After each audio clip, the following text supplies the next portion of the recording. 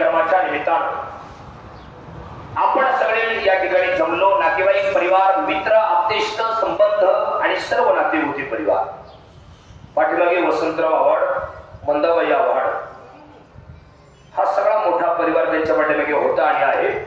या सर्व सगळ्या परिवाराला भाऊ, बहिणी, पुतणे, पुतण्या हा सगळा मोठा परिवार त्यांच्या पाठीमागे होता आणि आहे. या सर्व सगळ्या परिवाराला अनाथ करून यहलोकीची यात्रा संपून परलोकी ते निघून गेले. आज 1 वर्ष पूर्ण होते आणि त्यांच्या प्रथम स्मृती दिनाच्या निमित्तानं आपण या ठिकाणी सगळे जमला आणि त्यांच्या या वर्षश्राद्धाच्या कार्यक्रमाच्या निमित्तानं जी ओवी मी आता आपल्या समोर सांगितली ती ज्ञानेश्वरीतील आहे, 18व्या अध्यायातील आहे, 101 क्रमांकाची आहे. या ओवीचा सरळ अर्थ असा आहे, जे माणसं या देहरूपी गावाला जन्माला आलेले आहेत, म्हणजे आपण सगळे माणसं, त्या प्रत्येक माणसाच्या उभ्या आयुष्यात 3 सोहळे साजरे होत असतात.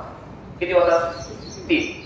पहिला जन्म सोहळा, दुसरा लग्न सोहळा आणि सगळ्यात शेवटचा मृत्यू सोहळा. ज्यांचा जन्म सोहळा झाला त्यांचा लग्न सोहळा हा 1 दिवस नक्की होणार आहे आणि ज्यांचा लग्न सोहळा झाला त्यांचा मरणाचा सोहळा हा ठरलेला आहे. तो कोणाला चुकत नाही, कोणाला चुकवता येत नाही, कोणी चुकवला नाही, कोणी चुकवू शकत नाही आणि कोणाला चुकणारही नाही. कदाचित मरणाचा सोहळा चुकवता येतो, लग्न सोहळा. वाटलं ब्रह्मचर्य राहायचं राहिले, लग्न नाही करायचं नाही केलं, पण 2 सोहळे मात्र जन्म सोहळा आणि मरणाचा सोहळा आतापर्यंत कोणाला चुकला नाही अशा अर्थाची ही ओवी आहे. किंवा अजून सोप्या भाषेत सांगू का, प्रत्येक माणसाच्या उभ्या आयुष्यात 3 पत्रिका छापाव्या लागतात. किती? मागच्या मंडळी आवाज येतो ना, तिकडे माहिती हो. 3 पत्रिका प्रत्येकाच्या छापाव्या लागतात. ज्यांची 80 पत्रिका छापावी लागली होती, कशी? कळवण्यात अत्यंत आनंद वाटतो की आमच्या लग्नानंतर 12 वर्षांनी आम्हाला मुलगा झाला किंवा आम्हाला मुलगा झाला, त्यांच्या बारशाला येण्याची करावी. आम्हाला मुलगा झाला, अपत्य झालं किंवा मुलगी झाली, त्याच्या बारशाला येण्याची करावी. अशी पत्रिका ज्यांची छापावी लागली होती त्यांची 1 दिवस अशी पत्रिका नक्की छापावी लागणार. कळवण्यात अत्यंत वाईट वाटते की आमच्या वडिलांना देवाज्ञा झाली, त्यांच्या 10व्याला येण्याची करावी. आणि मधली पत्रिका लग्न पत्रिका. अशा 3 पत्रिका उभ्या आयुष्यात प्रत्येक माणसाच्या होत असतात. अशा अर्थाची ही ओवी आहे. या ओवीच्या सुरुवातीला प्रश्न असा आहे, वर्षश्राद्ध म्हणजे काय आणि पुण्यस्मरण म्हणजे काय? असा बॅनर असतो मोठा 10 बाय 10चा, तेवढाच असा 10 बाय 10चा बॅनर असतो आणि वरती 1 नंबरला असं नाव असतं, प्रथम पुण्यस्मरण. बरोबर ना? बरोबर ना? मीच म्हणतो हा. तुम्हाला केवढा त्रास, पोट उघडायचे, पुन्हा मिटवायचे, किती मोठा त्रास तुम्हाला, त्यापेक्षा मीच म्हणतो हा. ऐका, फक्त तुम्ही ऐका. असं वरती 1 नंबरला नाव असतं प्रथम पुण्यस्मरण आणि खाली असतं यांचं वर्षश्राद्ध. ऐका, वर्षश्राद्ध कार्यक्रम. आणि वरती 1 नंबरला वारलेल्या व्यक्तीचा फोटो असतो आणि खाली कोपऱ्यात कीर्तनकाराचा फोटो असतो. लोकांनी काय समजायचं? प्रथम पुण्यस्मरण वर्षाच, प्रथम पुण्यस्मरण म्हणजे वर्षाच आणि श्राद्ध म्हणजे काय खात्याचं का? मग नक्की कोणाचं? दोन्हीचा अर्थ एकच आहे. ऐका, प्रथम म्हणजे 1 वर्ष म्हणजे 12 महिने आणि श्राद्ध म्हणजे काय? तर श्रद्धयन्ति इति श्राद्ध म्हणजे काय? आपले केलेले जे पूर्वज आहेत त्या पूर्वजांच्या वरती श्रद्धायुक्त अंतःकरणाने केला जाणारा विधी, याचं नाव श्राद्ध. किंवा आता हे जे दादा वारले, रामदेव दादा, यांच्यावरती यांच्या घरातल्या लोकांनी श्रद्धा ठेवली. योग्य ब्राह्मण काकांना बोलवलं, तुम्हाला बोलवलं, मला बोलवलं, आचार्य बांधवांना सांगितलं, संशिष्ट मुलांना सांगितलं, गजल माऊलीचं युट्यूब चॅनल सांगितला, यांच्यावरती श्रद्धा ठेवून जो विधी वारण केला याचं नाव श्राद्ध. श्रद्धयन्ति इति श्राद्ध, श्रद्धेनं केला जाणारा विधी, याचं नाव श्राद्ध आहे. आता प्रथम पुण्यस्मरण म्हणजे काय? प्रथम म्हणजे 1, पुण्य म्हणजे दिवस आणि स्मरण म्हणजे त्यांची आठवण. एखादी व्यक्ती जर वारली तर ती व्यक्ती ज्या दिवशी वारली त्या दिवशी तिथी काय होती, म्हणजे दशमी होती का एकादशी, सप्तमी होती का अष्टमी, नवमी होती का दशमी, चतुर्थी होती का पंचमी, अमावास्या होती का पौर्णिमा, काय तिथी होती. आणि मग त्याच तिथीला 1 वर्षानंतर त्या गेलेल्या व्यक्तीची आठवण करणे, या त्यांच्या स्मृतींना उजाळा देणे, याचं नाव पुण्यस्मरण आहे. गेलेल्या व्यक्तीची गेलेल्या दिवसाला आठवण करणे, त्यांच्या स्मृती म्हणजे आठवणी जागृत करणे, याचं नाव पुण्यस्मरण आहे. ऐका नाही? आणि आजच्या दिवसाला अजून एक शब्द आहे, काय? चटश्राद्ध. चटश्राद्ध म्हणजे काय?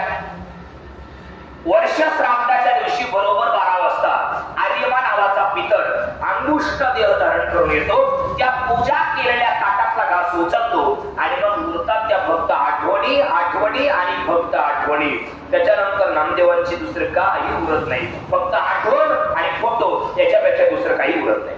गेले दिगंबर ईश्वर विभूती, राहिल्या त्या कीर्ती जगा माझी. या जगात नाथ्याचे दरवाजे कायमचे बंद होतात. आई वडील वारले की, आई वारले की प्रेमाचे धागे दोरे कायमचे तुटून जातात, ते परत जुळत नाही. आणि वडील वारले की नाथ्याचे दरवाजे कायमचे बंद होतात.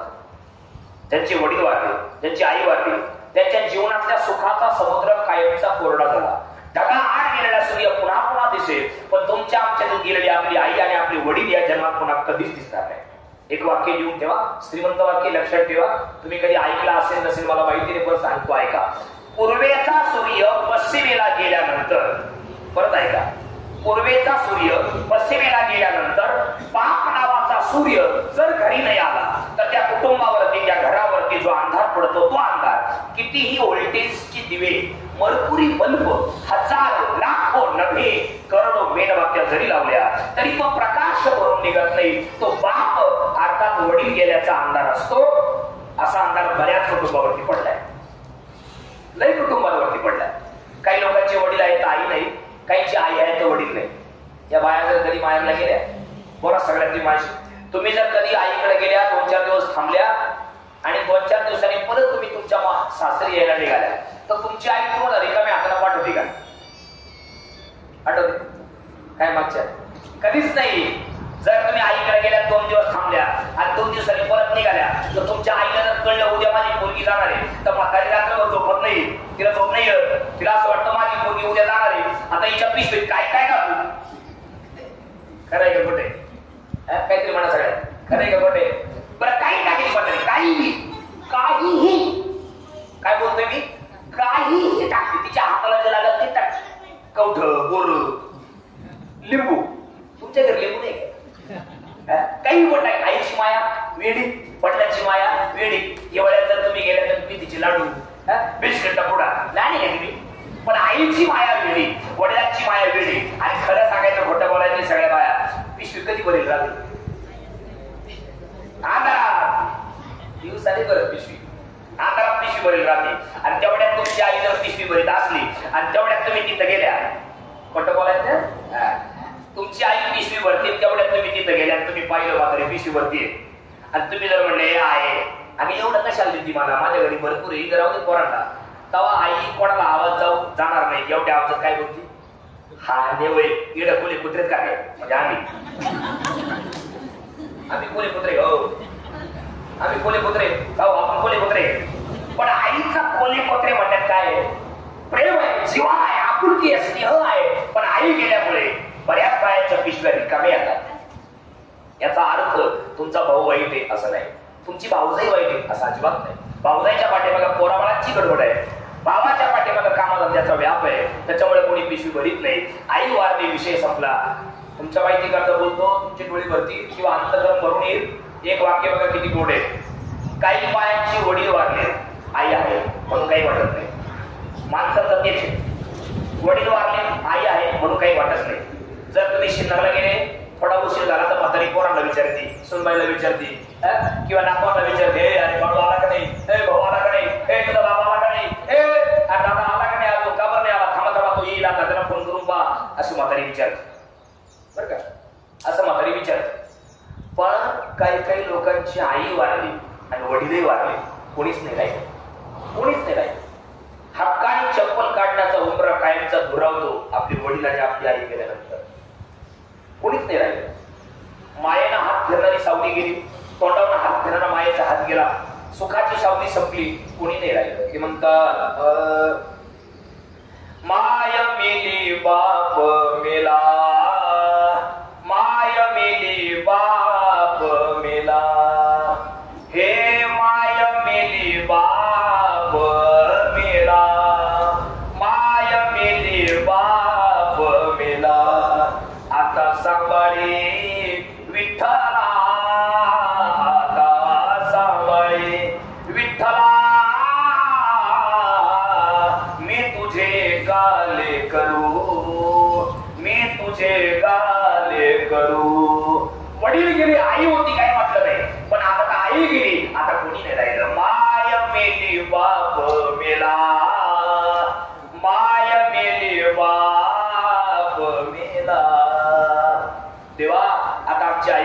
गेली. आता सांभाळी विठ्ठला, आता सांभाळी विठ्ठला, मी तुझे गाले करू नको मनसी अभिर. ऐका नाही, कोणीच नाही ओळख. आई आणि आई वडिलांची आठवण कधी येते माहिती का? डोक्याला चटकी बसली का आई वडिलांची आठवण. चटकी म्हणजे कोणाची नाही. मग आई वडील वारले की सख्खा भाऊ बोलायचं बंद होतो, पहिला चटका. नातेवाईक पाठ फिरवतात, दुसरा चटका. बायको नीट बोलत नाही, तिसरा चटका. त्याच्यानंतर जेव्हा एखादा वाईट प्रसंग आपल्या जीवनामध्ये येतो, इथून मागे आला नव्हता का? आला होता, पण तेव्हा आपल्या एवढे जिवंत होते. त्यामुळे आलेले वाईट प्रसंग ते तिकडच्या तिकडे दिसताना ते आपल्यापर्यंत येऊ देत नव्हते. पण आई वडील वारल्यामुळे ते प्रसंग आपल्यापर्यंत आले, आपल्यापर्यंत पोहोचले. आणि ते प्रसंगात झेलवण्याची ताकद आपल्यात असल्यामुळे आपण आई वडिलांच्या फोटोकडे पाहून रडतो काय, गडबडात मुला रडतो काय, भिंतीवरती डोकं आपटतो काय, त्या फोटोला मिठा काय मारतो, कवटाळतो काय. तेव्हा फक्त उरतात त्या आठवणी, आठवणी आणि फक्त आठवणी. याच्यापेक्षा दुसरं काही नाही. म्हणून माझं एक सांगणे सगळ्या लोकांना, गजर माऊलीचं युट्यूब चॅनल आहे. या चॅनलच्या माध्यमातून सगळ्या महाराष्ट्राला आणि आलेल्या सगळ्या पाहुण्यांना मी मानाचं बंधन करून एक विनंती करतो. ज्यांची आई या जगात नसेल, ज्यांचे वडील या जगात नसेल, त्यांच्या नावाने झाडं लावा. इथून मागे जर तुमच्या माळवाडीला किंवा आलेले पाहुणे, तुमच्या गावात कोणाची आई वारली किंवा वडील वारले, त्यांची राख नदीत नेऊन टाकायची नाही. मग आपल्या घरी घेऊन यायची, शेतात घेऊन जायची, वावरात 2 खड्डे खोदायचे, त्या खड्ड्यात ती राख टाकायची आणि त्यांच्या नावाने 2 झाडं लावायची. फक्त 1 वर्षभर पाणी घालायचं, परत पाणी घालायचं नाही. आणि ज्या दिवशी तुम्हाला तुमच्या आईची किंवा वडिलांची आठवण येईल, तेव्हा सरळ त्या झाडाखाली जाऊन बसायचं. गेलेल्या आई वडिलांचं प्रेम तुम्हाला आयुष्यभर मिळत नाही. कसं काय वाटतं तुम्हाला? चुकीचं बोललो मध्ये. झाड आणि आई वडील एक कनेक्शन आहे. कसं काय कनेक्शन? जशी तुमची आई तुम्हाला माहेरला गेल्यानंतर पिशवी भरून द्यायची ना, तसं ते झाड त्या झाडाची फळं तुम्हाला देत जाईल. जशी तुमची आई तुम्हाला कुशीत घेऊन बसायची ना, तसं ते झाड तुम्हाला सांगेल, ए बा, ए बाय, अगं लय ऊन झालंय, माझ्या सावलीत ये आणि शिराळ झालं म्हणजे तुझं काम कर. ऐका नाही? आणि मेल्यानंतर सुद्धा झाडाच्या रूपाने ते आपल्या सोबत राहतील आणि आयुष्यभर सुखाची आणि प्रेमाची सावली देत राहतील. हा संदेश तुम्हाला चांगला वाटला, एकमेकांना सांगायचा. झाड आणि आई वडील एक कनेक्शन आहे. कसं काय? मी तुम्हाला पटवून देईन. आई वडिलांना 2 मुलं असावे. एक आई वडिलांशी बोलतोय, दुसरा बोलत नाही. पण आई वडील दोघांची काळजी करतात. जो आई वडिलांशी बोलत नाही त्याची पहिली काळजी करतात आणि जो बोलतो मग त्याची काळजी करतात. तसं झाड, ज्याने झाड लावलंय त्याला झाड सावली देतं आणि जो झाड तोडायला आलाय त्याला सुद्धा झाड सावली देतं. पुरावा आहे त्याला. जो खांडावया धाव घाली का लावणी जयाने केली, दोघा एकची सावली वृक्ष देदैसा. ज्याने झाड लावले त्याला झाड सावली देतो आणि जो झाड तोडायला आलाय त्याला झाड सावली देतो. कोण असा परोपकारी? झाडाला तुम्ही दगड मारा, दगड एवढा दगड घ्या आणि आंब्याचं झाड पाहून निवार दगड मारा, चिंच, आंबा. झाड कधी रागवत नाही का? कधी गेलं पोलीस स्टेशनला, यांनी मला दगड आणला, याला अटक करा, असं झाड कधी गेलं पुढं? अजिबात. झाड उलट दगड मारणाऱ्याला झाड सांगतो, भाऊ तू तुझी लायकी दाखवली, मला दगड आणला, तू मला किती दगड मार, तू तुझी लायकी दाखवत राहा, पण मी मला चांगलपणा सोडणार नाही. दगड मारणं ही तुझी लायकी आहे, तुझं काम आहे. तसं फळ देणं, दगड मारल्यानंतर सुद्धा फळ देणं हा माझा स्वभाव आहे, तो मी सोडणार नाही. तो माझा चांगलपणा आहे, तो मी कधी सोडू शकत नाही. नीचे से मारे पत्थर, ऊपर से फल दे. आहे का नाही? कोण असा परोपकारी या जगामध्ये? आई वडिलांच्या नावाने झाड लावा. तुम्ही जर कधी आमच्या भेंडाळीला आले, सगळ्यात तुम्ही जर आमच्या भेंडाळीला जर तुम्ही आले आणि आमच्या गावात एखाद्या झाडाखाली जाऊन बसले, आमचं झाड तुम्हाला उचलून देत का? ते माळवाडीचे का? चला नाही माळवाडीत जा असं म्हणून झाड. आणि तुम्ही भेंडाळीचे का? हा बसा बस, असं झाड बसतं अजिबात नाही. स्वभाव आहे त्याचा मला काय? सावली देणं, फळ देणं हा वृक्षाचा स्वभाव आहे. एखादे परोपकार करणं हे आपलं काम आहे, पण आपण परोपकार करत नाही. परोपकार आहे पुण्याय, ऐका नाही, असे 5 परोपकारी कोणते कोणते? ऐका, लक्ष ठेवा. पहिला परोपकारी कोण आहे? झाड, आई वडील, गाय, धरणी माता, किंवा दुसरं संत पीठ पसरिता गिरीधरणे, तुळशीदास महाराज रामायणात म्हणतात. अजून संत परोपकारी झाड परोपकारी आहे. ऐका, झाड कसं परोपकारी मी तुम्हाला सांगितलं. दुसरं, आई वडील कसे परोपकारी. ऐका, आई वडिलांना वाईट बोला, शिव्या द्या, आशीर्वाद दिल्याशिवाय मरणार नाही. एक जण मला त्या दिवशी म्हणे, मी 12वीला पास झालो, माझ्या आईला लय आनंद झाला, माझ्या वडिलांना लय दुःख झालं. म्हणजे का बरं? ते म्हणे माझी आई सगळ्या लोकांना सांगायची, बायांना, लोकांना, माझा पोरगा 12वीला पास झाला. माझ्या बापाने कोणाला ते सांगितलं. म्हणलं डोक्यावर आपते. बाप कधी गाजावाजा करीत नसतो आणि बाप कधी पोराचं कौतुक तोंडावरती करीत नसतो. त्याला माहिती बापाला याचं कौतुक जर मी तोंडावर केलं त्याला अहंकार होईल आणि हा अहंकारामध्ये कायमचा बुडून जाईल, परिणाम तो संपून जाईल. आहे का नाही? त्याच्यामुळे बाप कधी तोंडाने आशीर्वाद देत नाही, त्याचा अंतकरण आशीर्वाद देत असतं. म्हणून आई वडील हे परोपकारी आहे. चला, लोक कुत्रा सांभाळून नाही या बाबा मी अजिबात नाही. सांभाळलं पाहिजे, ती आपली तो छंद आहे बऱ्याच लोकांचा. सांभाळा तुम्ही, मांजर सांभाळा, कुत्रा सांभाळा, काही सांभाळतात, पोपट, पशु पक्षी काही सांभाळा, ठीक आहे, आनंदाची गोष्ट आहे, तो तुमचा छंद जोपासला पाहिजे. कुत्रा किती सांभाळा, एक दिवस चावल्याशिवाय राहणार नाही. आणि आई वडिलांना शिव्या द्या, वाईट बोला, गाणेड बोला, आशीर्वाद दिल्याशिवाय मरणार नाही. आशीर्वाद देणं हा त्यांचा स्वभाव आहे, त्यांचं काम आहे. परोपकारी आई वडील आहे. तिसरा परोपकारी गंगा. गंगा परोपकारी. कशी काय गंगा परोपकारी? गंगेवर तुम्ही आंघोळीला जा, गंगा तरी असं म्हणत नाही तुझ्या काय माळ आहे का, हा तू ये, तू बिगर माळ तरी का, मांस आली का, चालती बाय, असं कधी गंगा म्हणत नाही. गंगा पाप्याला पापमुक्त करते आणि पुण्यवानाला अजून पुण्यवान करते. गंगा पापम शशी तापम. गंगा पुण्यवानाला अजून पुण्यवान करते. तुम्ही पहा, गंगेचं पाणी आजही ढवळाचं, आजही पांढरे, आजही सफेद आहे, शुभ्र आहे. पण आपले डोळे काळे, मन काळे, वृत्ती काळे, चित्त काळ, त्याच्यामुळे ते पाणी काळं दिसतं. आणि दुसरं कारण असं आहे, एकदा पुंडलिकरायाने आई वडिलांना मारलं, काहीतरी बोलला, गाडीवर घराच्या बाहेर हाकलून दिलं. सोबत बायको राहते दोघांची, दोघं एकत्र राहतात, पण परिणामी एक दिवस बायको पण अपशब्द सुटला आणि आई वडिलांची आठवण झाली. काहीतरी चर शब्द काळजात झाला, जाळ झाला हृदयात, आई वडिलांची आठवण झाली. आई वडिलांना शोध करत निघाले, भारत भ्रमण केलं, पंढरपूर क्षेत्रात येऊन थांबले आणि कोणीतरी अनोळखी व्यक्ती आली, सांगितलं काय असा प्रकार, का हात बसला, काय केलं देवाने वाईट केले. म्हणजे माझे आई वडील हरवले, त्यांना शोधतोय. असं का? त्यामध्ये समोर टेकडी दिसती का? हा, तिथे कुकुड स्वामींचा आश्रम आहे. बरं, त्या कुकुड स्वामींच्या आश्रमात 2-4 दिवसापासून एक म्हातारं जोडपं थांबलेलं आहे. बघा, तुमचेच आहेत का? पुंडलिकराय येतात, आई वडील भेटणं महत्वाचं होतं, पण कुकुड स्वामींच्या आश्रमात आल्याबरोबर भली मोठी रांग लागली होती त्याच्या दर्शनासाठी. कुकुड स्वामींच्या पुंडलिकरायांचा नाईलाज झाला. आई वडील महत्वाचे होते, दर्शन रांगेत उभे राहिले, नाईलाज झाला. तेवढ्या 3 काळ्या बाया तिला आल्या, इतक्या काळ्या, अमावास्येची रात्र कशी असते इतक्या काळ्या आल्या, डायरेक्ट कुकुड स्वामींच्या रूम मध्ये त्या कुटियातच शिरल्या. पुंडलिकराय पाहतच राहिले, म्हणले बरं आम्ही एडमिडे घेत उभे, या आल्या डायरेक्ट मध्ये शिरल्या. त्यांच्या पाहुणे का पुढे, पण त्या बाया जाताना इतक्या काळ्या होत्या, येताना अशा शुभ्र पांढऱ्या गोऱ्या पान होऊन आल्या शर्टाच्या कापडापर्यंत. आणि मग पुंडलिकराय त्यांना आडवे झाले, म्हणजे कोण आहे का तुम्ही? आम्ही एडमिडे घेत उभे, आल्या डायरेक्ट मध्ये शिरल्या. कुठल्या बाबासाहेब तुम्ही कोण आहे तुम्ही? पुंडलिकरायला त्या बाया शांतपणे काय म्हणते माहिती का? नीच नालायक प्रवृत्तीच्या, काळ्या पांढऱ्या विचाराच्या, तुझ्या सारख्या पापी मनाची लोक. आम्ही कोण आहे माहिती का? मी गंगा, ही यमुना आणि ही सरस्वती.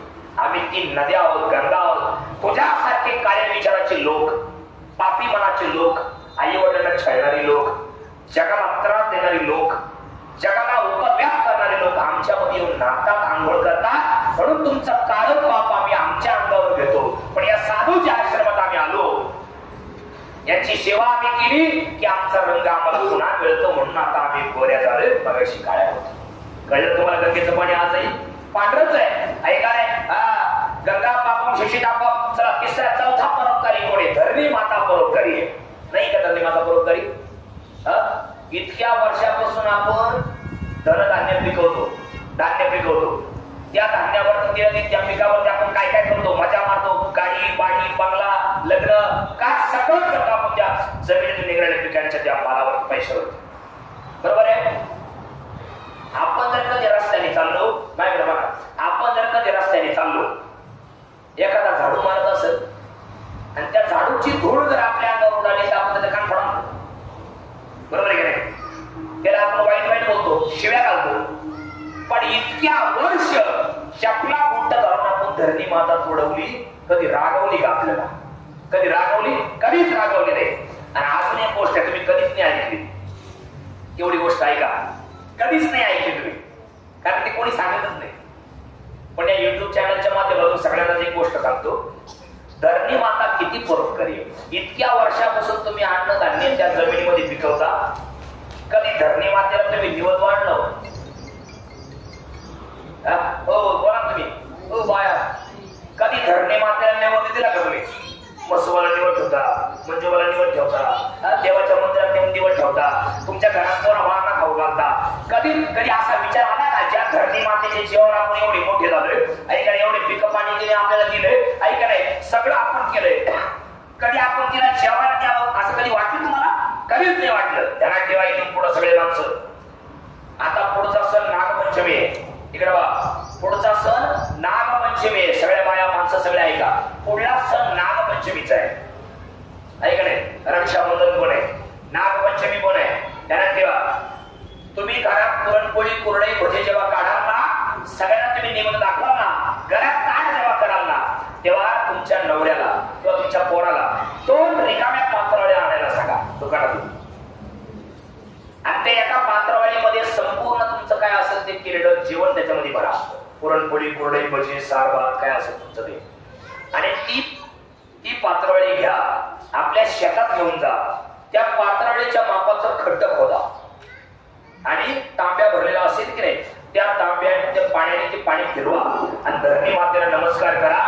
त्या खड्ड्यातली पत्रावळी टाकून ठेवून अशी हलगल नमस्कार करा. धरणी मातेला सांगा, हे धरणी माय, आजपर्यंत तू आम्हाला खूप ऐकले धनधान्याने पिकाने समृद्ध केलं, आजपर्यंत तू आम्हाला काही कमी नाही केलं, आम्हाला काही गोष्टी माहिती नव्हत्या, पण आज आम्हाला कळलंय, आमची क्षमा, आम्ही तुला क्षमा मागतोय, इथून पुढे आम्हाला क्षमा कर, यापुढे आमचं काही चुकणार नाही, इथून पुढे प्रत्येक सणावाराला आम्ही तुला नैवेद्य अर्पण करत जाऊ. एवढं बोला, पाणी फिरवा, ती रिकामी पात्रावळी त्या भरलेल्या पात्रावळीच्या वरून टाका आणि वरून माती लोटून द्या, तुमचं काम झालं. धरणी माता तुमच्यावरती प्रसन्न होणार, इथून पुढल्या पिका पाण्यामध्ये तुम्हाला फरक पडल्याशिवाय राहणार नाही, ऐका नाही? कारण तुम्हाला जर मी आता नमस्कार केला तर तुम्ही मला नमस्कार करणार आहे, मी तुमच्याशी गोड बोलत तर तुम्ही गोड बोलणार आहे. तसं धरणी मातेचा तुम्ही कधीच आदर सत्कार केला नाही, कायम तिला तुम्ही त्रासच देत राहिले, कायम स्वार्थीपणाने तिच्याकडून अपेक्षा करत राहिलो, आपण तिला कधी देण्याचा प्रयत्न केलाच नाही. एकदा देऊन पहा, ती तुम्हाला किती हाताने देते बघा. धरणी माता परोपकारी आहे. अजून कोण परोपकारी आहे? गाय परोपकारी आहे, गायचं शेण परोपकारी आहे, गायचं गोमूत्र परोपकारी आहे, गायचं दर्शन परोपकारी आहे. अजून कोण परोपकारी? संत परोपकारी आहे, ऐका? या प्रत्येक गोष्टीमध्ये प्रत्येकाने सांभाळा. तसे आई वडील परोपकारी आहे. आई वडील एका जगाचे निरोप घेऊन गेले का मात्र किती रडलो काही झालं तरी या जन्मात पुन्हा त्यांची भेट होत नाही. एक वाक्य बघा किती गोड आहे, इकडे बघा, दिव्याची वाट तोपर्यंत चालू आहे जोपर्यंत दिव्यात तेल आहे, पण दिव्यातलं तेल संपलं की दिव्याच्या वातीला विझवावं लागत नाही, ती आपोआप विझते. तसं देहरूपी दिव्यातलं आयुष्यरूपी तेल संपलं की प्राण नावाची ज्योत आपोआप मालवते, तिला मालवायची गरज नाही. झाकल या घटीचा दिवा, याचा अर्थ काय होईल? दिवा लावलाय, दिवा लावलाय, दिवा पूर्ण तेलाने भरलेला आहे, वात पण चांगली आहे, आताच वात तयार करून टाकली आहे, दिवा पूर्ण तेलाने भरलाय, सगळं दिवा पेटवलाय आणि 5 मिनिटं झाले तुमचं छोटं बाळ गेलं त्या दिव्यावरून झाकण दिलं टाकून, तो दिवा चालू का?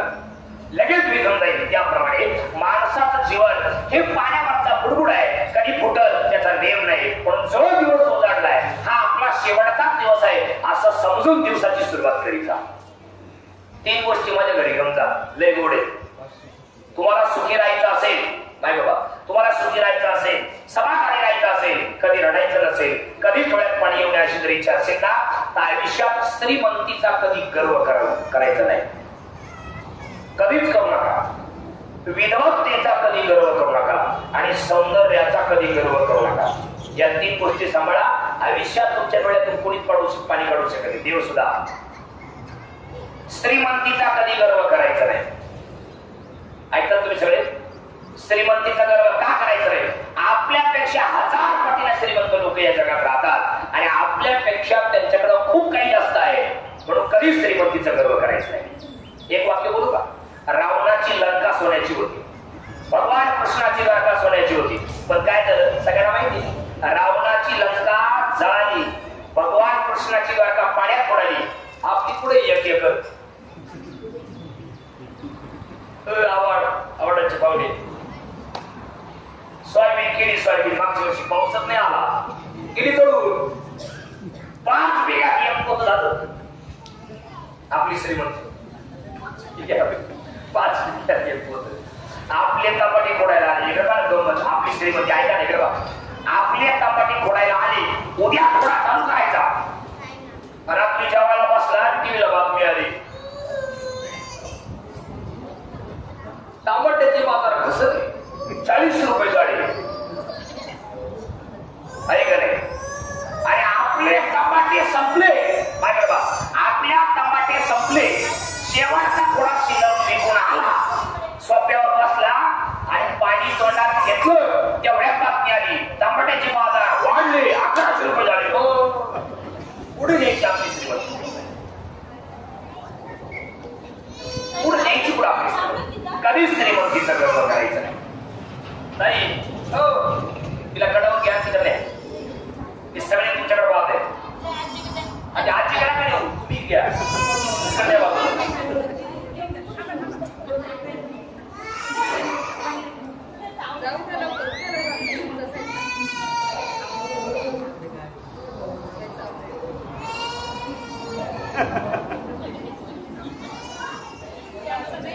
ऐका, नसू द्या ना आपण लोकांचं काय करतो. ऐका, मुद्दा आपला चालला होता, आहे का नाही? आपली श्रीमंती द्यायची पुढं, कधीच श्रीमंतीचा गर्व करायचा नाही. एक वाक्य सांगतो तुम्हाला, माहिती बा, पैशाने तुम्हाला पेट विकत घेता येईल, चांगलं अक्षर नाही काढता येणार. पैशाने तुम्हाला घर बांधता येईल, सुखाची झोप नाही मिळणार. पैशाने तुम्ही मंदिर बांधणार, देव सुद्धा विकत आणणार, पण त्या देवामध्ये देवत्व नाही आणू शकत. पैशाने तुम्ही धान्य विकत घेऊन खा, आहे का नाही? पैसा खाऊ शकत नाही. कास कुठं झालं, शिंदरला गेलो, लय भूक लागली, पण हॉटेल बंद झाले आणि 500च्या 5 नोटा खाल्या, ढेकर दिला, असं कुठं झालं? अजिबात नाही. पैसा सर्वस्व नाहीये, पैसा ही काळाची गरज आहे. आणि अजून पुढे बोलू का? पैसा सर्वस्व असता तो कोरोनाच्या काळात एक सुद्धा माणूस वारला नसता, आहे का नाही? डॉक्टरला रोजाने ठेवणारी माणसं होती. डॉक्टर या बॅगेत 50 लाख रुपये, पण माझ्या बायकोला वाचवा, माझ्या नवऱ्याला वाचवा, माझ्या पोराला वाचवा, अशी म्हणणारी माणसं कोरोनाच्या काळात होते. पण वाचे नाही याचा अर्थ पैसा ही काळाची गरज आहे, सर्वस्व नाहीये.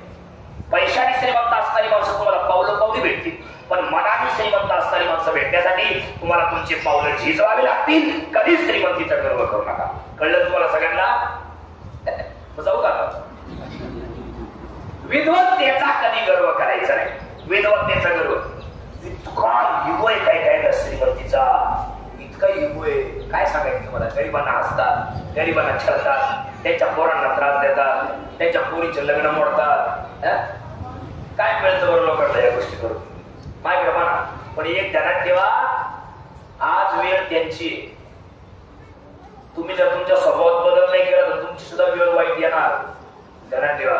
आणि वेळ प्रत्येकाची येते. माझ्याकडे वाक्य किती गोड आहे. वेळ प्रत्येकाची येते, हवा प्रत्येकाची होते, संधी प्रत्येकाला मिळते, दिवस प्रत्येकाचे बदलतात. कधीच कोणाला कमी समजू नका. एकेकाळीचे लोक लय श्रीमंत होते बाबा, त्यांचे खायची वांदे येतात. आहे का तुमच्या प्रश्न आहे का?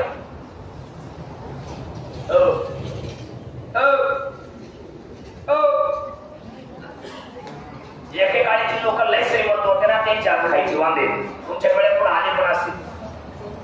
इतका पैसा त्याच्या करता होता, इतका पैसा ते काय करायचं? इगो कमी पैशाचं. ते काय करायचे? गरीबाच्या बायकांना, त्याच्या पोरीला, त्याच्या नवऱ्याला, त्याच्या पोरांना वावरात बोलायचे कामाला, शेतात रोजानं सोयाबीन निघाले, टमाटे फोडाले, टमाटे लावले रोजानं. आणि पैसे द्यायचे जीवावर आले कामाचे रोजाचे का कानाला ऐकत नाही असे घाणघाण शब्द बोलून काढून द्यायचे. त्या गरीबाचा शाप लागला, यांची खायची वांदे झाली. अशी माणसं नाही जगात, हो नाही का? आणि जे बिचारी सकाळी जेवणे तर संध्याकाळी काय खाऊ अशी यांची पंचायत होती ना. त्यांनी भले भले बंगले बांधले आणि 4-4 चाकाच्या गाड्या घेतल्या आणि त्याला हात करते दोडी परत येऊ दे ना. पाय पाहिजे दोडी परत येऊ दे या पाय पाहिजे माझं जॉकेट सांगतो मी अशी दिसते का यांच्या मशीन येऊन गाडी उभी करतो. खरं सांग तुम्ही फक्त तेच करायचं. स्कूटी मेटीवाले असते ना कोणी तुम्ही स्वतः तुमच्या नवऱ्याला त्रास देणारे तुमच्या सासऱ्याला छळणारे अशी पायी पायी दिसते का यांच्या मशीन स्कूटी उभी करायची. तुम्ही सुद्धा गाडी आपल्या घरच्याला छळणारे गाडी बंद नाही करायची गाडी चालूच व्हायची वरून त्याला काच सुद्धा खाली करायची नाही आरती खाली करायची. आपलं तोंड दिसलं पाहिजे कोण या गाडीला आणि वरून तो कसा बोलायचा तसं आपण बोलायचं का काय पाहिजे आले तोंडा घेऊन ये अरे भैया मला काही झाला असं का बरं त्याला दाखवून द्यायचं. एक काळ तुमचा होता आता आमचा आला. वेळ प्रत्येकाची येते हवा प्रत्येकाची होते संधी प्रत्येकाला मिळते दिवस प्रत्येकाचे बदलतात फक्त वेळ येऊ द्यावी लागते. माझं बोलणं कळते तुम्हाला. वेळ प्रत्येकाची येते फक्त वेळ येऊ द्यावी लागते. माझी मराठी उलटी पालटी करतीच नाही. एखादं उदाहरण समजा समजा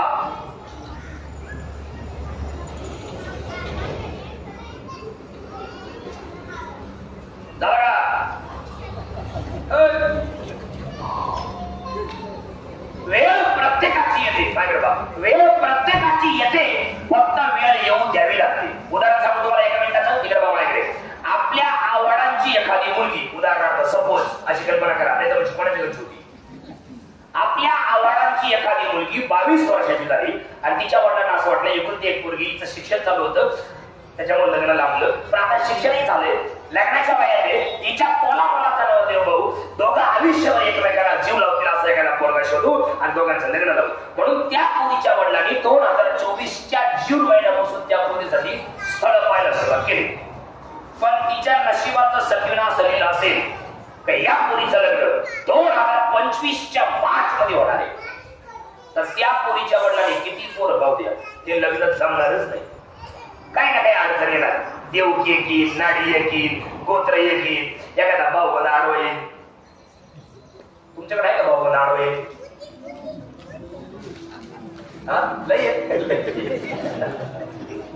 ऐकलं भाऊ आडवा येईल माहिती तुम्हाला माहिती भाऊ आडवा येईल आहे नसेल माहिती तुम्ही सांगतो ऐका माझ्या तुम्हाला ऍक्शन करता गेलो. मी चुकून कीर्तनकार होईल मला नाही तुम्हाला ऍक्टर व्हायचं. ऐका माझ्या तुम्हाला ऍक्शन करून दाखवतो. समजा आपल्या आवडाच्या पोरीला बघायला पाहुणे आले माळवाडीला उदाहरणार्थ माझ्या तोंडाकडे ठेव. आवडाच्या पोरीला पाहायला पाहुणे आले जेवण झाले पोरगी पाहायचा कार्यक्रम झाला जेवण झाले 4 झाला निघाले पाहुणे. तेवढ्या गावाच्या बाहेर निघाल्यावर त्याच आवडांचा त्या पोरीच्या वाड्यातला एक जण फाट्यावर या पाहुण्याला भेटला आणि कसा म्हणला नमस्कार नमस्कार कुठले आम्ही निफाड तालुक्यातले माझ्यापूरचे. हा हा कुठं आले तुमच्या गावात माळवाडीला कोणाची आमच्या आमच्या आवडाची कशाला त्यांची पोरगी पाहिला तिथं मोडलं. तुमचं लक्ष होतच पण माझ्या परत रिपीट करतो. ऐका त्या पाहुण्याला त्या पोरीच्या वाड्यातला दुसरा भेटला नमस्कार नमस्कार. तो वाड्यातला त्या पाहुण्याला म्हटला नमस्कार नमस्कार कुठले निफाड तालुक्यातले माझ्यापूरचे. हा कुठं होते तुमच्या तिथं ते आमच्या आमच्या वाड्याची कशा त्यांची पोरगी आमच्या पोराला पाहिलं तिथं. परत पाव नाही आले नाही पाहुण्याचा फोन सुद्धा नाही आला. याला म्हणायचं भाऊ बंद आडवाय रे असा भाऊ बंद आडवाय ना काहीतरी अडचण येणार ते लग्न जमणार नाही. पण 2024 साल संपलं 25 साल उजाडलं 25 जानेवारी आणि फेब्रुवारी संपला आणि मार्च महिना उजाडला का तुमच्या जवळचा एखादा पाहुणा येणार आणि त्या पोरीचं लग्न जमून निघून जाणार. याला म्हणायचं वेळ आल्याशिवाय कुठलीच गोष्ट होत नाही. वेळ येऊ द्यावी लागते. लोकांचं काय झालंय सगळं लगेच पाहिजे असा इतिहासच नाही. काय जन्माला आला त्याला म्हणतात असं कुठं आहे का अजिबात नाही. वेळ जाऊ द्यावी लागते कुठल्याही गोष्टीला. आजी तुम्ही नातो ऐक मग आहे ना माझी बोला 1 मिनिट. कुठल्या गोष्टीला वेळ जाऊ द्यावी लागते. हा इकडे बाई तुम्ही ताट बसा काही टेन्शन मध्ये ना काय आजार नाही माझी बोला. तुमचा लग्नात ज्या दिवशी झालं तो दिवस तुम्हाला आठवतो का? काय कुठल्या गोष्टीला वेळ येऊन द्यावी लागते याच्याबद्दल. तुमचं लग्न ज्या दिवशी झालं बाबाचं तुमचं, त्याच्या दुसऱ्या दिवशी तुम्हाला कोणी आजी म्हणलं होतं का? परत दिवशी कोणी तुम्हाला आजी म्हणलं होतं? नाही. मग आता परत ऐका इकडे बा, सगळ्यांना सांगतोय आजीला मध्ये घालून. आई ऐका आता, आई तुम्ही माझ्या आईसारख्या ना चेष्टाने करत माझं उदाहरण चाललंय. तुमचं लग्न झालं, तुम्हाला अपत्य झालं, वर्ष 2 वर्ष ते लहानचं मोठं झालं. तुमचं बाळ लहानचं मोठं झालं, कितीतरी वर्ष 22-23 वर्ष मध्ये गेले, मग त्यांचं लग्न झालं, मग त्यांनाही 1 वर्ष 2 वर्ष मध्ये गेले, मग त्यांना बाळ झालं, तेव्हा तुम्ही आजी झाल्या. किती वर्ष मध्ये गेले. कुठलीही गोष्ट एकाएकी होत नाही, वेळ येऊ द्यावी लागते प्रत्येक गोष्टीसाठी. याला सुद्धा तुकाराम महाराजांचा पुरावा आहे. काय पुरावा आहे? तुका म्हणे नाही चालत तातडी, प्राप्त काळ घडी आल्यावी. मला बाबा असं रस्त्याने चालताना प्रवास करताना त्या गाड्यांवरचे वाक्य वाचायचं नाव आहे. ट्रकवर, पिकअपवर, टेम्पोवर, डंपरवर असे लय भारी वाक्य राहत. मला लय नाव देते, लय पाठ करून ठेवली लय अशी इतकी भारी वाक्य आहेत ना. एक वाक्य असं खतरनाक होतं, संघर्ष जीवनाचा. किती गोड वाक्य.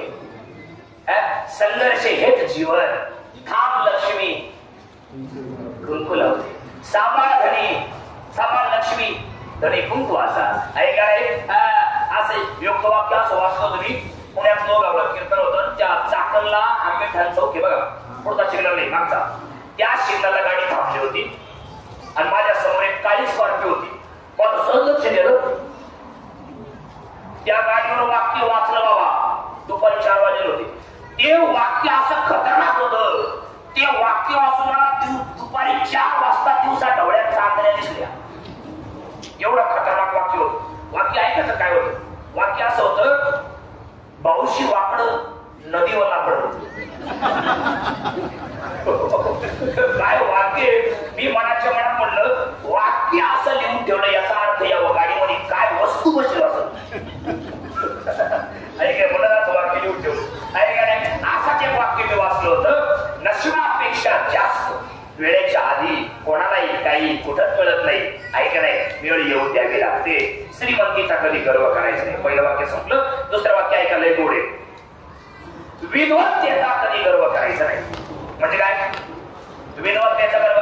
आपल्यापेक्षा 1000 पटीला बुद्धिमान लोक या जगात राहतात आणि आपल्यापेक्षा त्यांना खूप काही जास्त माहिती आहे, म्हणून कधी विद्वत्तेचा गर्व करायचा नाही. माणसाने आई वडिलांपेक्षा कधी मोठं होऊ नये, आई वडिलांच्या पुढे जाऊ नये. पुढचं वाक्य आहे का, गुरुपेक्षा कधी मोठं होऊ नये. गुरुच्या बरोबरीनं जरी आपल्याला त्यांच्यापेक्षा काही गोष्टी माहित असल्या तरी नमतं घ्यायचं. आपण कुठं प्रवासाला निघून आपल्या आई जर म्हटली आपल्याला, आपण मग पैशावाले, पण आपली आई साधी गोळी जर म्हटली, भाऊ भाकर घेऊन जाय, खायची नसली तरी पळत तिच्या समाधानासाठी घेऊन जायची. आई वडिलांच्या पुढे काही जायचं नाही. गुरुपेक्षा कधी मोठं व्हायचं नाही. ऐका नाही, संतांपेक्षा देवापेक्षा कधी मोठं व्हायचं नाही. याची बरोबरी कधी करायची नाही. विद्वत्तेचा कधी. मी तर रोज माझ्या मनाला एक गोष्ट सांगत असतो, जेव्हा जेव्हा मी भेटा बांधतो कीर्तनाला, प्रवचनाला बसतो, तेव्हा प्रवचनाला बसताना माझ्या मनाला एक गोष्ट सांगत असतो, कृष्णा महाराज तुम्ही आता लोकांना कीर्तन सांगणार आहे, पण ध्यानात ठेवा तुमच्या पुढे बसलेली माणसं तुमच्यापेक्षा 1000 पटीनं हुशार आहे, हे ध्यानात ठेवा, मग कीर्तन करा. बरोबर आहे की नाही? आमच्या काही काही महाराज लोकांचा असा समज आहे, आपल्या पुढे बसले सारी येडपडत बसेल राहतात, असा त्यांचा गैरसमज, गोड गैरसमज. पण ते येडपड नाही भाऊ, तुम्ही त्यांना येडपड समजता, हा तुमचा येडपडपणा आहे. पूर्वी म्हाताऱ्या बाया कीर्तन ऐकायच्या, म्हातारी माणसं कीर्तन ऐकायचे, छोटे छोटे पोरं कीर्तन ऐकायचे, विधवा बाया कीर्तन ऐकायच्या. विधवा बाया कीर्तन काय ऐकायच्या? नवरा मरून गेला, आठवण येते, रडून रडून डोळे सुकले, आसू सुकले, चेहरा सुकला, ऐकाय तरी नवऱ्याची भेट आता होणार नाही. आता मन गुंतवायचं पुढं, चला कीर्तनात येऊन बसायच्या. ऐकाय म्हाताऱ्या बाया नातवांना घेऊन कीर्तनात यायच्या. ऐकाय पण आता तसं नाही राहिलं, सगळ्या क्षेत्रातली माणसं कीर्तन ऐकतात. आता माझ्या पुढं बसेल सगळे क्वालिफाईड, एज्युकेटेड, टॅलेंटेड. ऐकाय कोण कमी सांगा बरं मला, कोण कमी आहेत? थोडे लोक अशिक्षित आहेत, बाकी सगळे एज्युकेटेड आहेत. आता मी तुम्हाला अर्धा पाऊण तास झाला एवढं सांगू राहिलोय. इकडे बघा, याच्यात तुम्हाला काहीच माहित नाही का? सगळं माहिती, मग तुम्ही असे का बसले? रिस्पेक्ट करतायत माझा, मी महाराज गादी नारदाची आहे, तुम्ही या गादीचा माझा रिस्पेक्ट करताय म्हणून तुम्ही पुढे बसले आहे का नाही? नाही तुम्हाला सगळं माहिती, माझ्यापेक्षा खूप काही जास्त माहिती, पण आदर युक्त भावना तुमच्या मनामध्ये आहे म्हणून तुम्ही माझ्या समोर बसले आणि मी तुमच्या समोर आहे. विद्वत्तेचा कधी गर्व करायचा नाही. चला, सौंदर्याचा कधी गर्व करायचा नाही. आपला रंग काळा आहे किंवा गोरा ही ईश्वराने दिलेली आपल्याला काय देणगी आहे. मग का खचून राहायचं? मी का काळा, माझा नवरा, माझी बायको गोरी का, मी का काळी, माझा नवरा गोरा का, असं का म्हणायचं? उलट काळ्या कलरच्या काळ्या रंगाच्या लोकांनी असं समजायचं, मी तसंच समजतो. आता हाय म्हणलं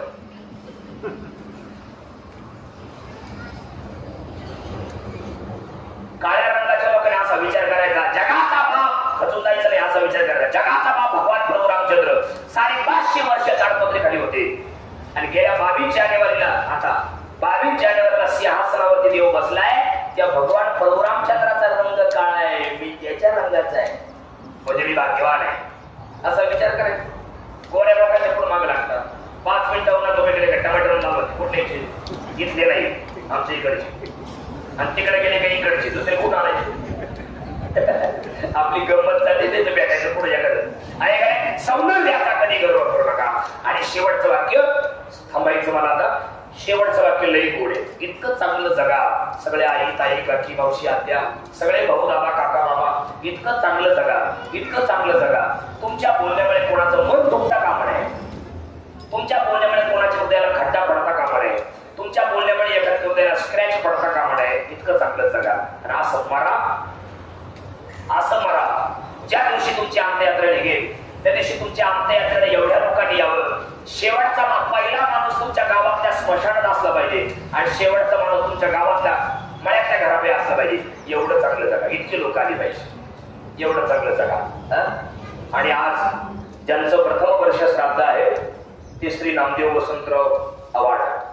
पाठीमागे त्यांची वडील वसंतराव आव्हाड, आई मंदाबाई आव्हाड, भाऊ नवनाथ आव्हाड, मनीषा आव्हाड, समीक्षा आव्हाड, आयुष आव्हाड, मारुती आव्हाड, संतोष आव्हाड, संजय आव्हाड, संदीप आव्हाड, रवींद्र आव्हाड, निलेश आव्हाड, दिनकर आव्हाड, किसन आव्हाड, हा सगळा मोठा, आणि श्रीरंग आव्हाड, हा सगळा मोठा परिवार. पाठीमागे त्यांच्या होतार्या आहे. खरं म्हणजे आई वडील जिवंत आहेत.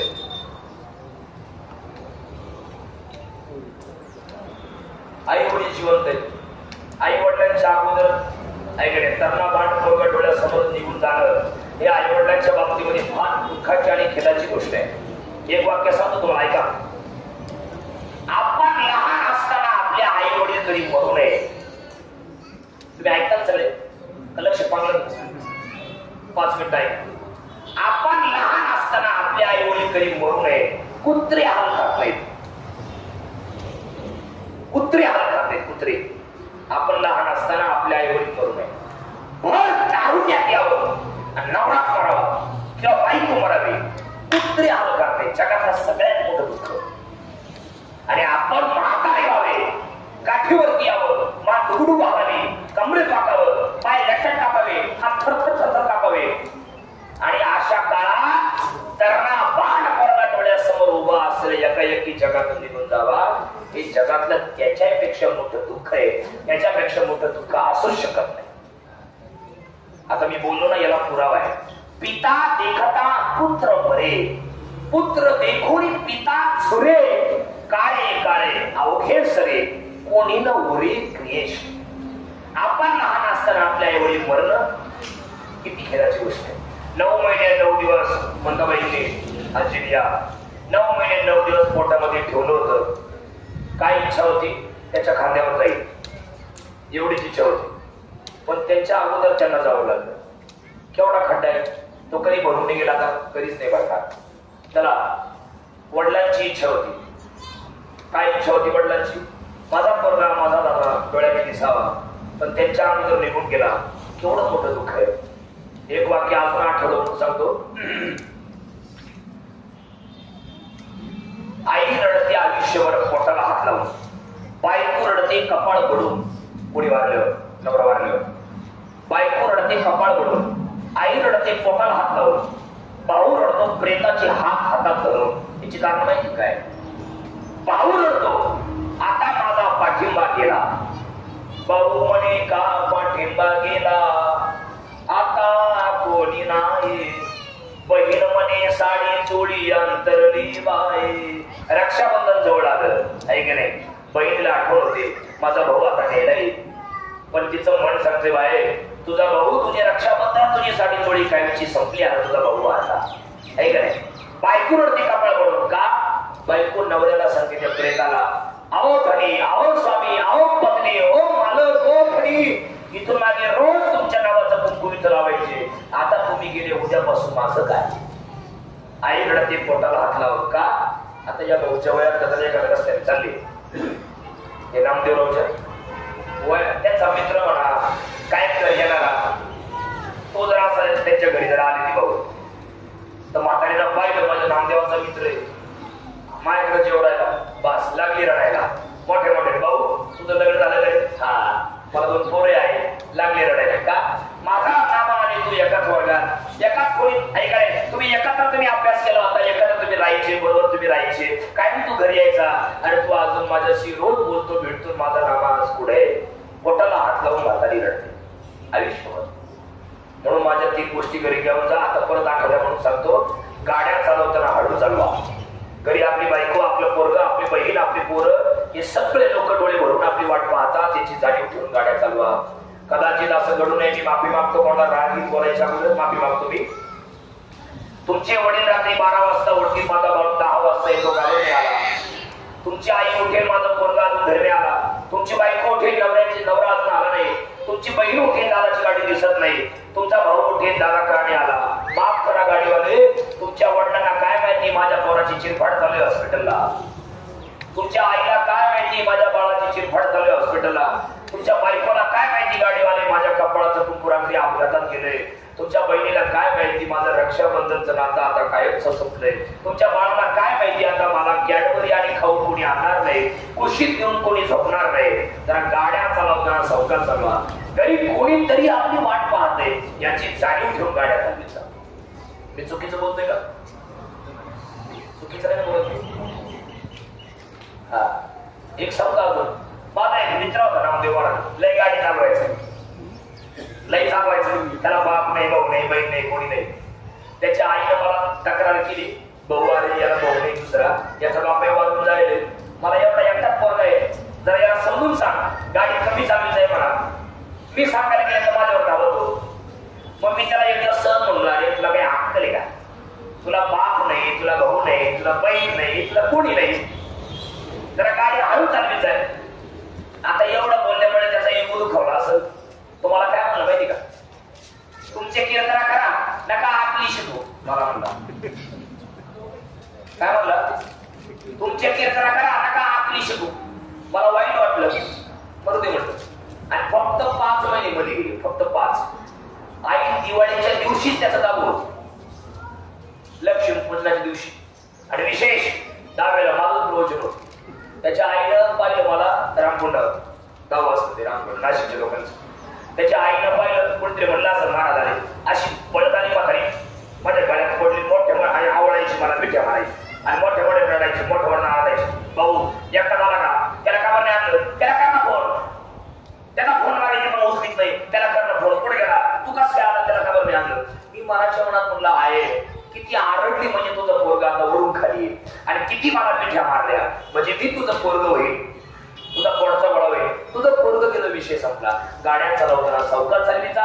घरी कोणीतरी आपली वाट पाहते याची जाणीव ठेवून गाड्या चालवीचा. मला अजून एक गंमत आठवते, हसू येत तुम्हाला, पण हसासाठी नाही चालणार. काय गंमत अशी ऐका. एखाद्या गाडीवर बसलो तुम्ही, एर्टिगा, ती गाडी निघाली आणि त्या मीटर काट्याकडे माझं लक्ष गेलं. त्यानं काय केलं होतं, त्या मीटर काट्यावर त्याच्या बायकोचा एवढा आणि त्याच्या पोराचा एवढा फोटो चिटकून दिला होता. मी म्हणलो का हो असं का बघतो? तेव्हा माझी गाडी जोरात चालली, पण मी यांच्याकडे पाहतो आणि यांच्याकडे पाहिलं का माझी गाडी लगेच कमी होती. म्हणजे माझी बायको कोण घरी वाट पाहते याची जाणीव मला होती. असं प्रत्येकाने आपल्या गाडीला जर केलं ऍक्शन होती का? कधीच नाही वाटा.